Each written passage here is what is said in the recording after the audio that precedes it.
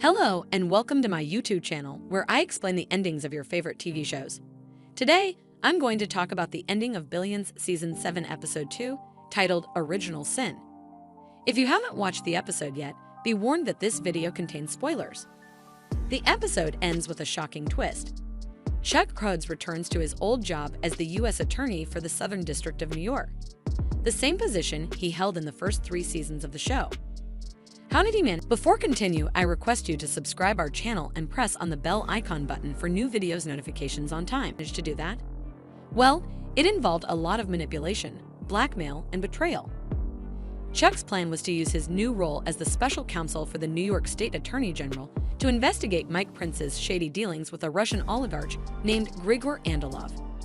Chuck had evidence that Prince and Andalov were involved in a scheme to launder money through a charity called the Prince Foundation. Chuck also suspected that Prince was planning to run for president and wanted to stop him at any cost. Chuck's first move was to recruit his old enemy, Brian Connerty, who was serving time in prison for trying to frame Chuck in Season 4. Chuck offered Connerty a deal if he agreed to testify against Prince and Andalov. Chuck would get him out of jail and give him immunity. Connerty accepted, but only because he had his own agenda. He wanted to take down both Chuck and Prince.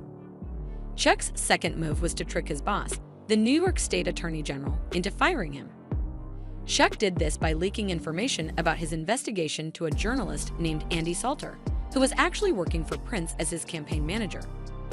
Chuck knew that Salter would publish a story that would expose Chuck's conflict of interest and make him look like a rogue prosecutor. Chuck also knew that his boss would have no choice but to fire him and appoint someone else as the special counsel. Chuck's third move was to convince his replacement, Kate Sacker, to let him join her team as her deputy. Chuck did this by appealing to her ambition and loyalty. He told her that he had valuable information and contacts that could help her bring down Prince and Andalov. He also reminded her that they had worked together before and that he had mentored her. Sacker agreed, but only because she had her own agenda. She wanted to use Chuck as a pawn and take credit for the case. Chuck's final move was to pull off a coup at the U.S. Attorney's office. He did this by using his influence and connections to get rid of the current U.S. Attorney, David Mahar, who was appointed by Prince in Season 6. Chuck arranged for Mahar to be offered a lucrative job at a law firm that represented Andalov's interests. Chuck also arranged for Mahar's deputy, Adam DiGiulio, to be nominated for a federal judgeship by President Biden. With Mahar and DiGiulio gone, Chuck was able to step in as the acting U.S. Attorney thanks to Sacker's endorsement. Chuck's plan worked perfectly.